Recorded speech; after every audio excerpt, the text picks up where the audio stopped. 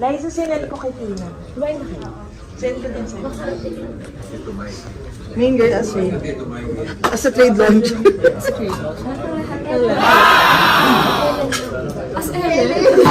Ayun dito sila. Tara si Ellen!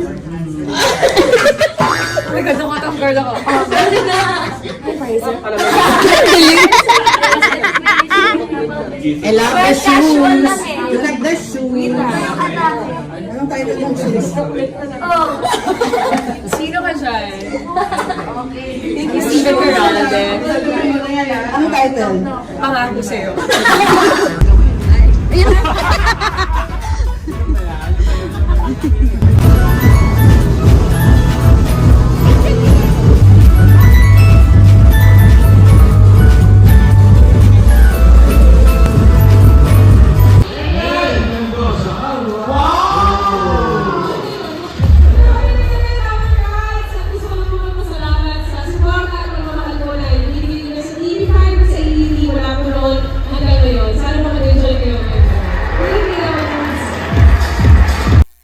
Welcome back mga kaaldab. Ito na naman po ang inyong lingkod, si Mr. Destiny. At magbibigay po tayo ng pinakamainit na update po ngayon sa social media. Marami pong nag-react sa post na to mga kaaldab, na kung saan nga po 9 years na pala si Maine Mendoza sa showbiz. 9 years na kung saan nga po pinaglalaban pa rin po ng Aldab. Di po ba? Sabi ko nga po sa inyo, may mga bagay-bagay po talaga na mahirap po talaga mawala. Mahirap po talagang alisin. Di po ba? Kaya nga po sabi ko sa inyo, kung ano lang po yung mga nababasa ninyo, talibas po sa pinagdadaan ng Aldab. Napakarami pa rin pong nagmamahal. Napakarami pa rin po ang sumusuporta sa Aldab. Kasi itong AI family mga ka-Aldab, pansin nyo po ba? Si Alden Richards lang talaga yung kulang. Kumpleto na. Di po ba? Yan ang patunay mga ka-Aldab na kahit saan naman po kasi nila tignan, kahit saang anggulo po nila gawin, ibigay, isa lang po naman. Di po ba? Sinasabi ko lang po ito para po sa kaalaman ng lahat. Sinasabi ko po ito para lang po sa mga taong nagmamahal at bumibisita po sa channel natin, di po ba? Sabi ko nga sa mga nagsasabi na, "Nako, fake news ka, Mr. Destiny." Okay lang naman po 'yun. Di po ba? Importante lang naman po maging updated kayo. Ang importante lang naman po kung ano yung latest, kung ano yung trending, dun lang po kayo. Di po ba? Sa mga nagsasabi ng ganito, sa mga nagsasabi ng ganon, relax lang po kayo. Di po ba? Ako naman po, hindi naman po tayo kumbaga namimilit, wala namang pong pilitan sa mga sinasabi po natin. Lalong-lalo na nga po sa mga taong kumbaga madalas magtatanong, madalas nagsasabi ng ganito, ganyan, etc. etc. Di po ba? Real talk mga ka-Aldab. Kaya doon sa mga nagpapakalat po ng mga issue, mga fake news, okay lang po yun. Kasi alam naman po natin yung sitwasyon. Alam naman po natin na dumarating din po ang mga senaryo na talagang mapapaisip din po sila. Hindi po ba? Sinasabi ko lang po ito para lang po sa kaalaman ng lahat. Lalo na nga po sa mga taong kumbaga galit na galit kapag dumadaan sa channel natin. Hindi po ba? Biruin mo. Sabi ko nga po sa inyo, kalmado lang tayo. Hindi po ba? Pero bago nga po pala natin ituloy itong mainit na update po natin, kung bago ka lang sa channel na to at isa kang true-blooded Aldab Nation na nagmamahal po kila Mengay at Tisoy, tama po ang channel na pinuntahan mo. Kaya consider na po kitang bagong subscriber at huwag mong kalimutang i-share ang mga video po natin sa mga mami, sa mga titas, at sa mga senior. Remind ko lang po sa mga nagre-react, sa mga nagko-komento, sa mga bumibisita po sa channel ni Mr. Destiny. Alam niyo po ba mga ka-Aldab, na kahit ano po gawin nila, na kahit ano po yung sabihin nila, 9 years na po tayo, di po ba, na hanggang ngayon lumalaban, hanggang ngayon matatag, Di po ba? Yan ang isa sa kumbaga ginagawa natin sandata. Yung hindi po tayo nagpapatinag at hindi po tayo nagpapadala. Although sinasabi ng iba, move on na kayo Mr. Destiny.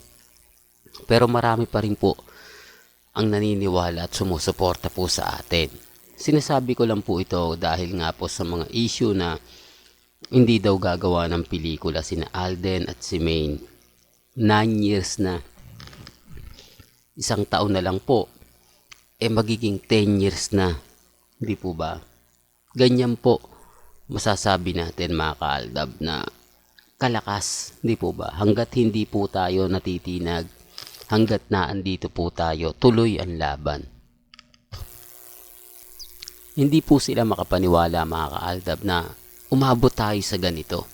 Hindi po ba? Ako nga rin po kung titignan nyo, hindi tayo kumbaga masaya-masaya ako kasi biruin nyo 9 years mga kaaldab.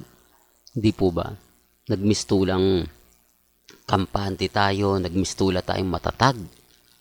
Di po ba kahit napakarami po ang pinagdaanan natin, kahit mabigat po ang issue na tinahak natin, na kung saan nga po maraming mga mamis, maraming mga titas, mga senyorang umiyak, maraming mga nagsabi na move on na yung Aldab, tapos na yung boxing, pero andito pa rin po tayo. Kampante pa rin po tayo. Matatag pa rin po tayo. Di po ba? Kaya nga po ako, kita nyo naman po sa mga nagsasabi ng ganito, nagsasabi ng ganyan, relax lang po kayo. Di po ba? Ako, sa mga nagsasabi ng, nako Mr. Destiny, fake news ka. Lahat ng mga sinasabi mo hindi totoo. Lahat ng mga komento mo hindi totoo. Okay lang naman po yun.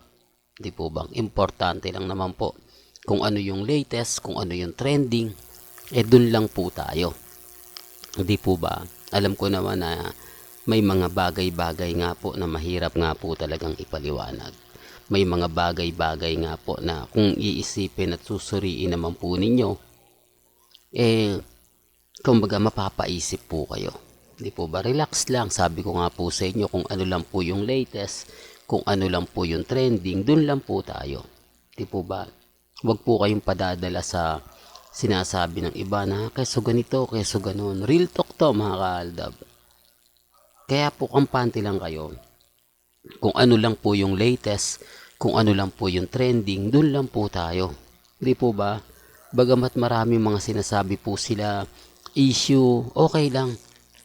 At least umabot po tayo ng 9 years. Kasi kung titignan nyo, pag sinabi kasing tamang panahon, hindi po ba? Hindi na sinasabi ng E80 yung tamang panahon. Bakit?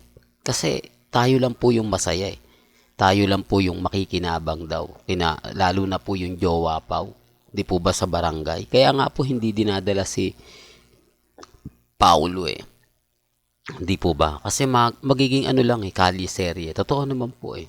Pagka yung tatlo talaga na andyan, di po ba? Hindi na may aalis ang tatlong lola o the 3 lolas na tinatago po talaga ng E80. Hindi nga po talaga po pwede dahil manunumbalik lang yung saya at sigla ng Aldab. Hindi makakagawa po, ito for the record lang po, hindi po makakagawa ang E80 ng bagong word genius. Kumbaga, yung tatatak.